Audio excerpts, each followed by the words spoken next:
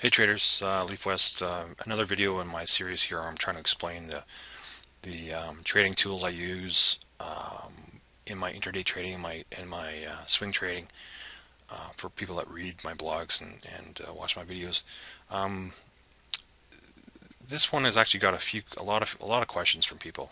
And it's the average true range support and resistance lines that my software system draws automatically. And what it does do is green is support and red is resistance. How it's actually calculated is basically looks at the average true range of price based on whatever chart you're using, and it adds and subtracts from a moving average that value. And it's kind of like price price goes through phases of contraction and expansion, as I've explained in other videos and what have you on my squeeze indicator videos and such. And by having these average true range resistance and support levels, it's kind of a warning of price when it changes direction and heads the other way. So have your heads up and be aware. So for example, this is Apple from August 10th. And this happened to be right at the end of the bigger 15-minute pattern from Apple that was going on the prior 5 days, which was a big squeeze kind of wedge pattern. And it broke that pattern right at the end of the day, right here, and then price started to expand on a bigger chart sense. And I'll show you these average true range levels on a bigger chart and how they can be used for triggers and for stop levels. But on an intraday basis, I use them all the time on my intraday trading because they provide uh, reliable, consistent, repeatable method for me to judge when I want to enter a trade, a reversal trade, what have you, or an expansion trade per se. So how they are actually calculated and I could have them on both sides all the time, but what I really want to do is say that here price is expanding upward here, right? So once it breaks the resistance level, I assume that price wants to travel in that direction. So I want to have a warning of when price is starting to trade in the other direction. So I have this support level that if price keeps trading in the direction it is heading, it'll never hit that. But if price is going to change direction and go beyond the normal boundaries of normal up and down, if it's going to change direction and exceed those normal projections, then it'll break this boundary. And by having it on my screen, I can visually see, and actually the spiders one I have on another monitor actually have an audio alert on it. So whenever it's broken, I have a pop-up alert and an audio alert, which tells me that the spiders is broken out of its range, and I should pay attention. So that's all I'm trying to do. I'm trying to say, okay, well, price is broken above this level, and it wants to go higher. So if it breaks this average true range support level, it's telling me it wants to go lower. And there is some subtlety. So you can see here there's two bars that actually break the level, but they don't close below that level. So for this system, you have to have a closure. So this candle here closed above the resistance level. So the next bar over has a support level drawn. And until we get a closure below this green line, say price keeps going higher and higher and higher, well, this green line will just keep going higher and higher and higher as well. So but price actually stops going higher and it comes back down. So that's why the average true range does not change here. So but we need price to close below this level before it shows us that it has any inclination to want to go lower. And there's there's subtleties to this, and that you can get a slight break of this, which doesn't mean that price is just going to fall out of bed and keep going south. So you have to take this into context with the bigger patterns and other indicators and what have you. So again, it's just one part of what I watch throughout the day. And it is, I think it's a real valuable tool anyway. So I'll try and explain. I hope people are following this because I think it's really important. So we slightly broke, we closed below this support level. So what does it do? It paints a resistance level now. So by closing below this level, my rules indicate that price is showing that it wants to expand beyond the normal range of expansion that it's shown in the recent past. It wants to expand lower. Well, is it going to go straight down? Well, in this case, it didn't. It stopped going lower shortly after breaking that. And now it's still chopping. So this was that bigger pattern which I talked about. So it wasn't until the end of the day when actually the bigger pattern was broken.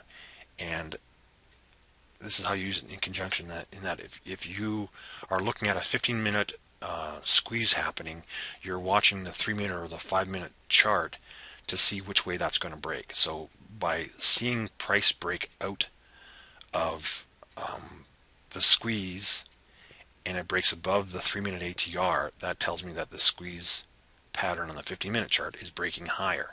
So that's what, and then support is holding here. Again, price does not close below this level, and therefore support is holding. So right now, price is showing that it's expanding higher, and until we break this and close below this level, then we have to assume that it still wants to keep expanding higher. So that's how we use these for stops going forward. So the day's trading's over. The next day, sure enough, the bigger pattern takes control and drives price higher. What does it do? It gaps higher and then runs, right? And so it runs, get our extreme candles, and then it's telling us that we're going to have a pullback or some kind of consolidation. And because we're breaking a bigger pattern, you're normally not going to get a big retracement on the smaller charts. So you can see here that price is holding as support, and again here we had a close below the support line. Support line was 626.23, and the closing price. The closing price was 626.23, and the stop was 626.26. So it broke it by 3 cents. So you have to take everything into consideration. This breaking this line by 3 cents does not tell me that price is going to fall out of bed and away you go. So I'm still looking for price to go higher. So now we're printing these resistance lines. So that can be the next confirmation that price is expanding beyond the last normal trading range of Apple. And if I'm expecting it to break higher, I can use the 1-minute chart to get an advantage here. And once we've bounced off of, okay, so this is how I use the 1-minute chart in conjunction. So I don't get as worried about it holding support on the 1-minute chart. I use it more for if I'm anticipating the price to come up and break and reverse and expand beyond this 3-minute ATR level. I'll look to the 1-minute chart as confirmation. And what I look for is, as price is coming up to the 3-minute chart, I look for the 1-minute ATR to be broken, and then for that to confirm that it isn't going to go and reverse the other way. And typically what will happen on the 1-minute ATR is you'll have price go higher for a little bit and then pull back, or you'll have price break and then consolidate and then go higher, or price to break and then pull back, and generally hold in the area of the 1-minute ATR. I'd like to see it hold above the ATR, but sometimes it'll come down and close one bar below there by 2 cents. So you have to have some experience with these things to understand the signals that you have to get long. So if price had consolidated here and started to move higher, I would have gotten long on that signal. So, if the consolidation was, the high was here, and then price were to break higher, somewhere in there I would have gotten long. That's typically what I do when price breaks the 1-minute ATR and then consolidates sideways and then moves higher. I'll play the break higher from that consolidation. When we get a pullback and we hold support, and everything in my 3-minute chart and my bigger charts tell me that price wants to go higher, then I'll use my 2-minute green candle rule, that when you flip from red to green, as the takeout of the the high value of the first two candles, first two green candles, is a trigger for me to get stopped long. And in this case, it was the second candle, and the high was 626.98. So that would have been the trigger. And I'm not going to use the 1 minute chart in determining my stop. I'll use the 3 minute chart, and if it's a bigger pattern I'm playing, I'll even give it lots of room off of a 3 minute a pivot low for putting my stop underneath, because again, you have to take everything into consideration that this is a bigger move, and all you're doing is using the smaller charts to get you triggered long. So you want to give it as much chance to work as you can. So again, it's not, trading is not black and white. There's an art form to it, and I'm sure all of you that are watching this know that. So anyway, so we get the support here, and I get triggered at 627.44, which candle was that? So it'll be right in here. I'd get triggered long, and then once you break above the 3-minute ATR, again, you could even use this 1 minute chart as you watch price break above the 3-minute ATR, and you say, okay, here's the swing high. I want to see a pullback, some kind of consolidation after we break the 3-minute ATR to make sure that we're going higher. And if we do, I'll get long on the break of the high of this little wedge, what have you, on the high. And then going forward,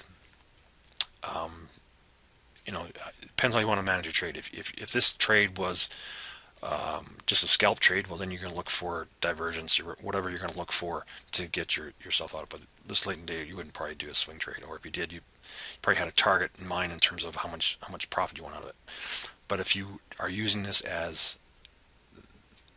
if you're using the 3-minute and the 15-minute as a part of a bigger trade, then again, you'd use the 3-minute to have gotten you long, which you also use the 1 minute to get you long, but you'd use a 15-minute chart for your stop. So let me just call up the 15-minute chart, and you can see what day is this. This is August 13th. Okay, hang on. All right, so this is the 15-minute chart. This is that squeeze I was talking about. Here's that day where we finally broke out of the squeeze on the 15-minute chart, and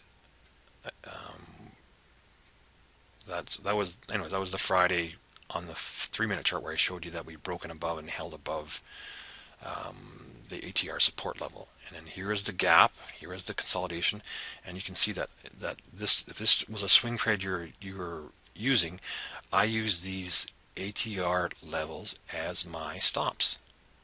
And there's no reason to get out of this until you get a close below the ATR. But again, you don't have to blindly wait for a close below the ATR, because, for example, on Apple, this was 638, and the stop was at, or is it 634? So there's $4 there. So we had a warning here with extreme trend candles, with extreme price movement, but more importantly was the divergence dots on the dark blue candles. So then we gear back down. So this was the 14th, right?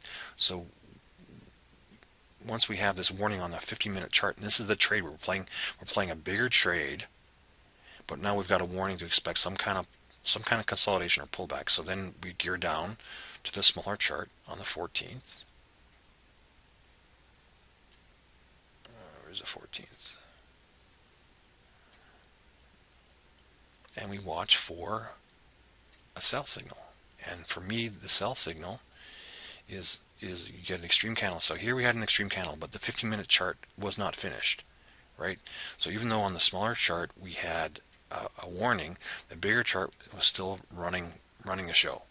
But now when we get to here, this, I believe, I'm pretty sure that I blogged at the time that both the 3-minute chart, the 15-minute chart, and the 60-minute chart were all printing extreme trend warning candles at the same time. Anyways, so I'm not going to get into that trade, which happened there, but this goes hand in hand again with people knowing that that at times the bigger charts have control of price, and that you have to sometimes ignore the signals that you get in, whether it be colored candles or oscillators or whatever the case may be. But anyways, so now at this time, the 15-minute chart, the 60-minute chart, and the 3-minute chart are all telling us extreme trend strength warning. Expect some kind of consolidation, pullback, or at least sideways chop.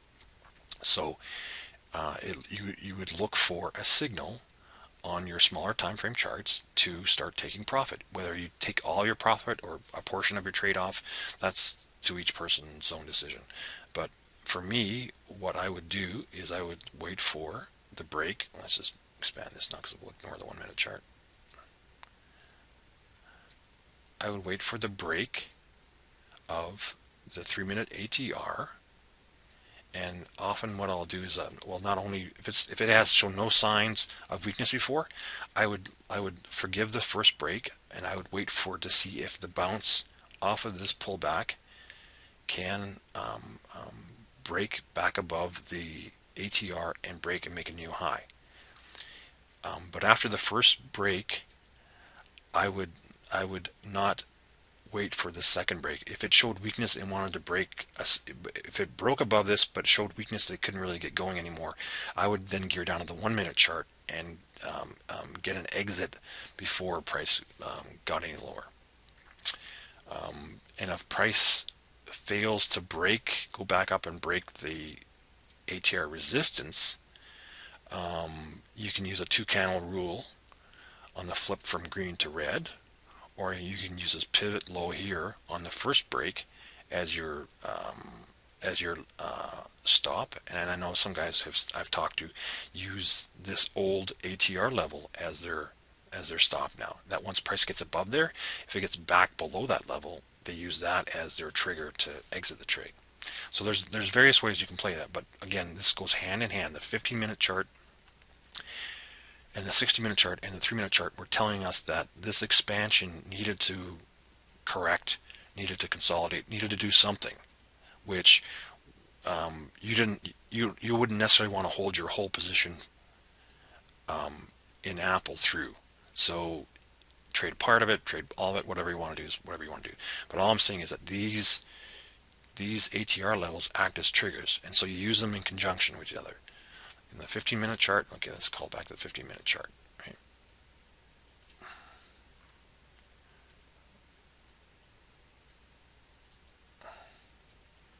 Right, here's that same time right there, right? So the 15-minute ATR at the time was 6:34.45, and that was at 10:30 my time.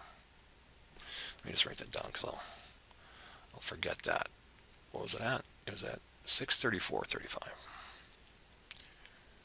and it was at 10:30 my time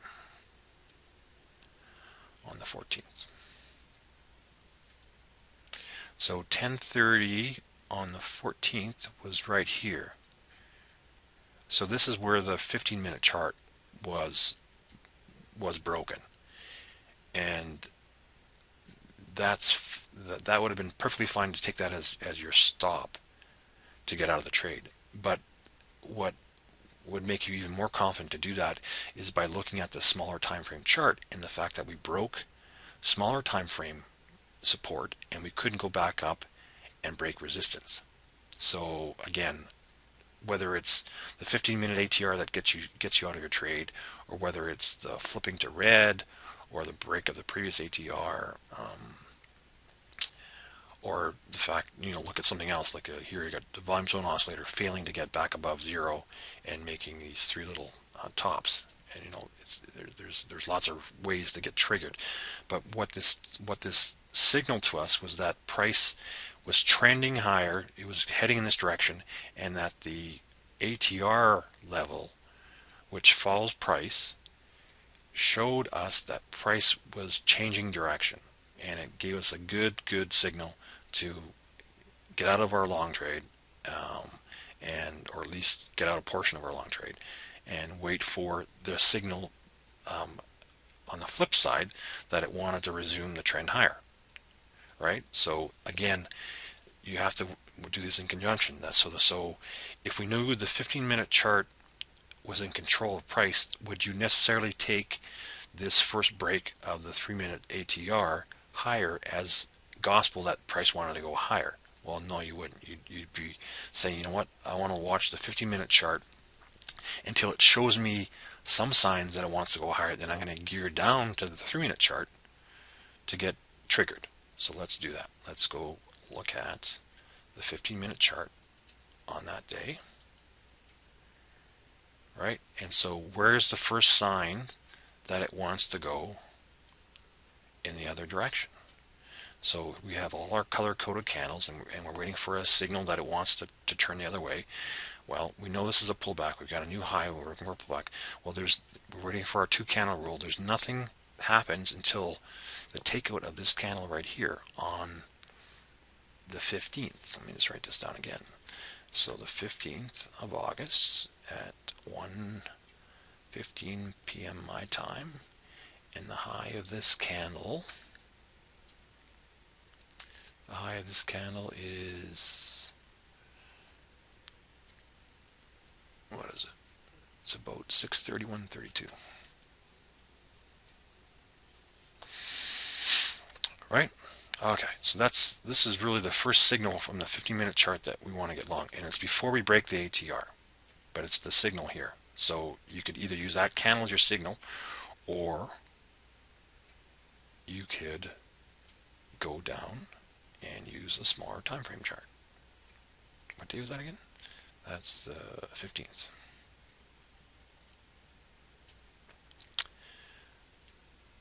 All right, so the 15th, here's the 15th here. So I said that was at, what time was that? 1:15 p.m. So we can see on the 15th that price is trending down and trending down and trending down. And we're getting divergences here. And we're actually getting, where's 1:15 p.m.? 1:15 p.m. is here. So if we were suspecting, as price was moving off the bottom of the 15-minute chart, and we knew it was a correction, you can gear down to a smaller time frame chart and look for a trigger. And our trigger here was the breaking of the ATR, and for price to show us that it was going to hold above that. So either you break it and you pull back, you break it, you go sideways, you break it, you go higher, then pull back. There's a lot of different scenarios of what can happen. But now we go, okay, now we're long again, right? And Bob's your uncle, right? And you just follow the 3-minute chart all up here. And we know it's a bigger pattern. We know it's a bigger time frame chart trade.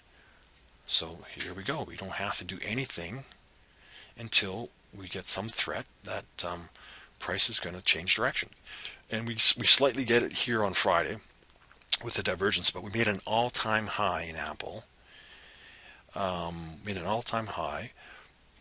So there was reasons why the even bigger charts, the daily charts and weekly charts, took price and drove it through this warning, through this warning that we're going to go lower. But just take a look at Friday's action, right around 11 o'clock, 11:15 Eastern, because then we can see how the charts here are acting. Right? How are the charts here acting? Price was holding support. It never broke the 3-minute ATR all day.